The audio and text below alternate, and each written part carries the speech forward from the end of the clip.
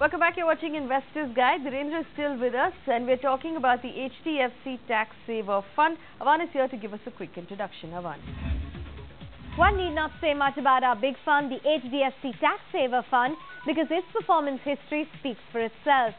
After outperforming its peers for 12 out of the 14 years it's been in existence, the fund found itself in the fourth quarter of 2007 when it underperformed the Nifty for the first time.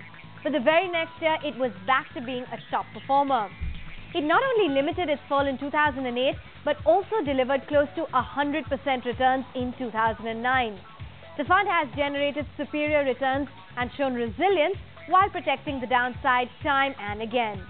It has rewarded its investors with an annualized return of 33% since its inception in March 1996. The fund's investment strategy is not limited across market caps or sectors. Its top three sectors include financials, energy and healthcare. Now let's take a look at the fund's performance over the years. If you invested 1,000 rupees in this fund when it launched, you would have a whopping 23,045 rupees today. With a record like this, anyone would want to add this fund to their portfolio.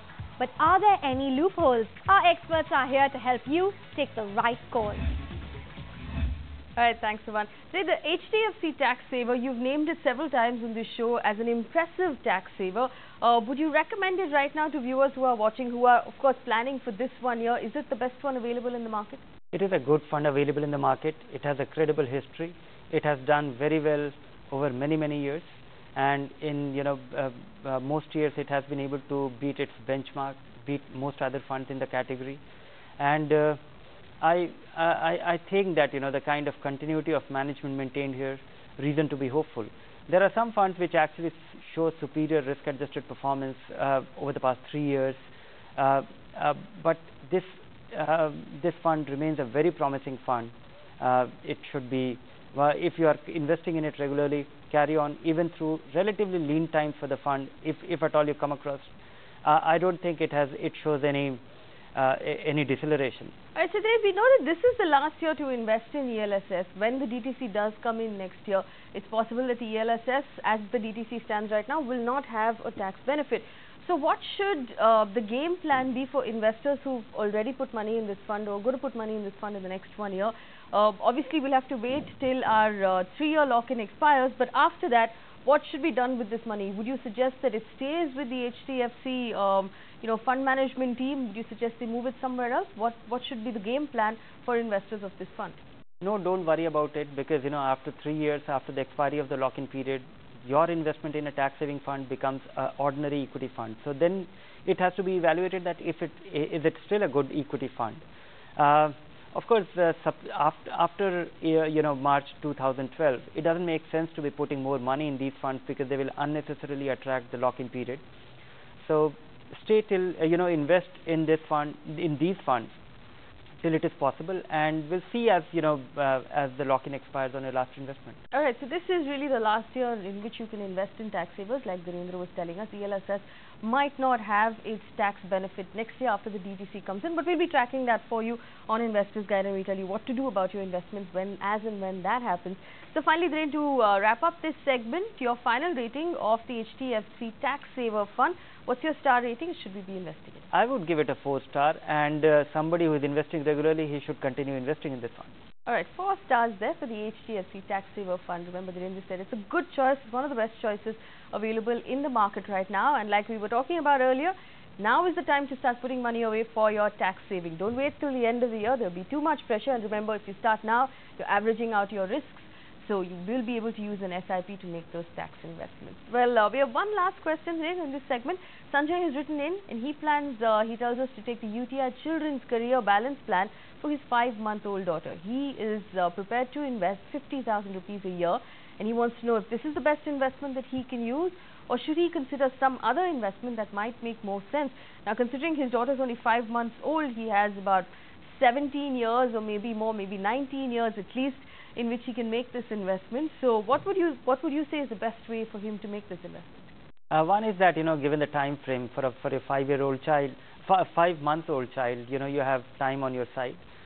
You don't necessarily need a fund or an investment which has child limit, part of its name.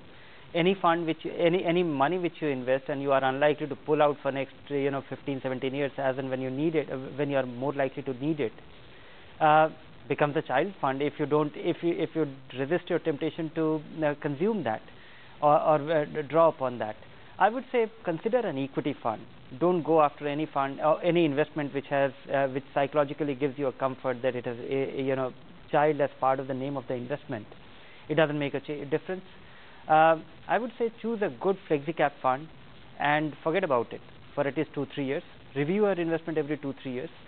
Try to make additional investment at least annually on a birthday. So because the important thing with long-term accumulation is that you choose a good investment, invest regularly, and you don't necessarily have to do it every month. Even an annual investment done over a couple of years can accumulate into a handsome amount. When you mentioned a flexi cap fund, there are a couple of names that you can share with Sanjay right now, who's probably waiting with pen and paper in hand. Of the multi-cap fund, I would say SDFC equity or a quantum long-term equity or ICICI Prudential Dynamic Fund, they could be a reasonable choice. All right, 3 funds there on your screen, Sanjay. Remember, jot those down, and like Virendra said, if you have the kind of time that you're looking at, which is nearly 20 years, you don't really need to pick a plan that has child in its name. If you invest with that kind of discipline over the next 20 years and you don't touch that money, it's a child plan for you. Remember, make sure you have life insurance. It's really, really important, especially when you're supporting a family, that you have life insurance with a cover that's at least 10 times your annual income. I can't stress on that enough. Make sure your health and your life insurance are in place before you start any other investment. All right, we've run out of time on this segment. Virendra, thank you so much for joining us on the show and answering our questions. We look forward to sitting down with you again next week with more questions. Coming up after the break, Vishal is going to be here answering more questions on your investments, so don't go anywhere.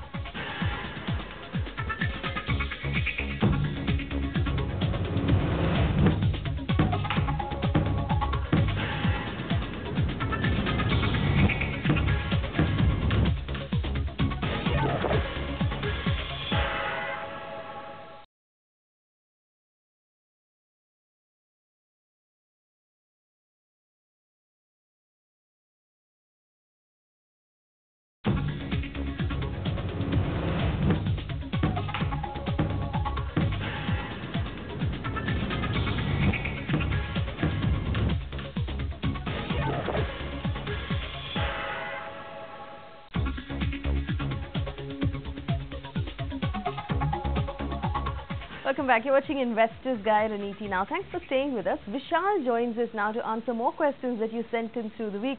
And Vishal, our first question comes in from Sanjay, who writes in saying he's 30 years old and he's self-employed. Now, he wants to know if there are some good ULIPs that he can use to plan for his child. He tells us his child is really young and he wants to invest until he reaches the age of 21. Now, he wants to know if he should use the Max New York Suraksha plan or should he be using mutual funds? Would they suit his need better? Vishal. For Sanjay, I think there are 2 things that we must note. One, of course, it's great that he's planning for his child at a young age, which is very good. The second is that he has fluctuating income, and locking oneself into a ULIP, which will demand a regular premium over time.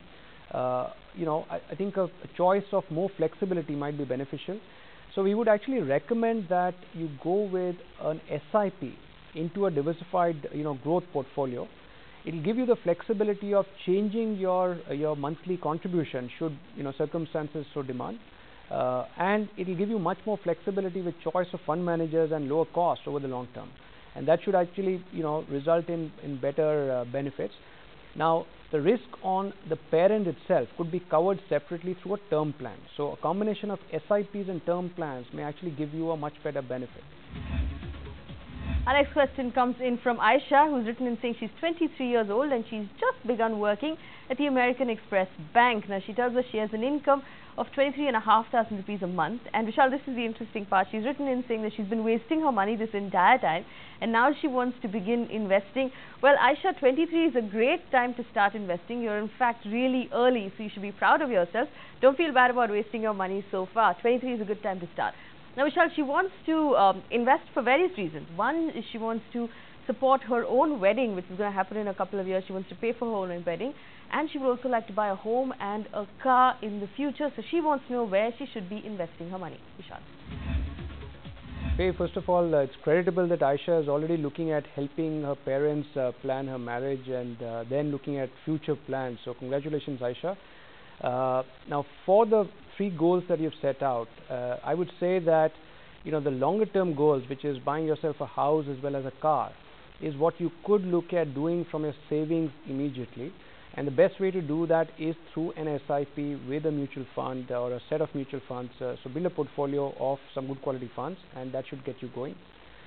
Now, for your marriage, I would think, since you do work with a multinational organization, where I'm hoping that some amount of income growth as well as bonuses get paid out, you could actually look at using some of those cash flows to help support some of the expenses of the marriage.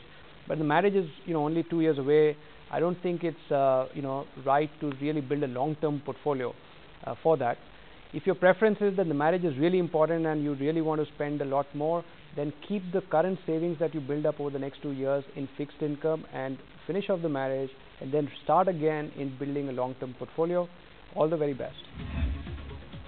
Alright, our last question comes in from Sujit Sharma, who writes in saying he's 33 years old and he has an income of 4 lakh rupees a year.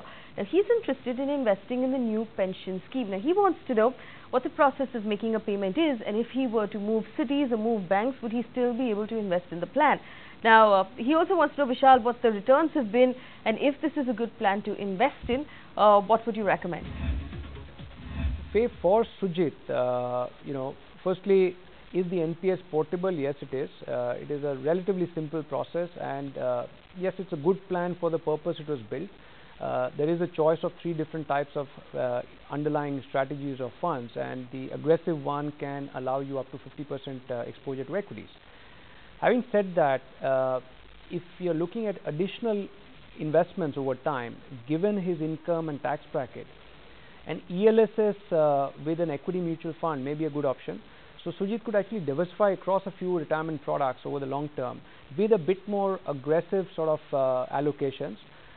He's only 30, so therefore he can afford a bit more risk. So choose more products, an ELSS, a regular diversified equity mutual fund, etc. may be quite optimal for you. Alright, we've completely run out of time. Vishal, thanks so much for joining us on the show and answering our questions. Remember, if you have questions for either Vishal or Dhirendra or any of our experts, write to us on the email ID at the bottom of your screen, or find us on Facebook, facebook.com/investorsguide. It'll be our pleasure to answer any of your questions on the show. Tune in next week and catch Investors Guide. Thanks for watching.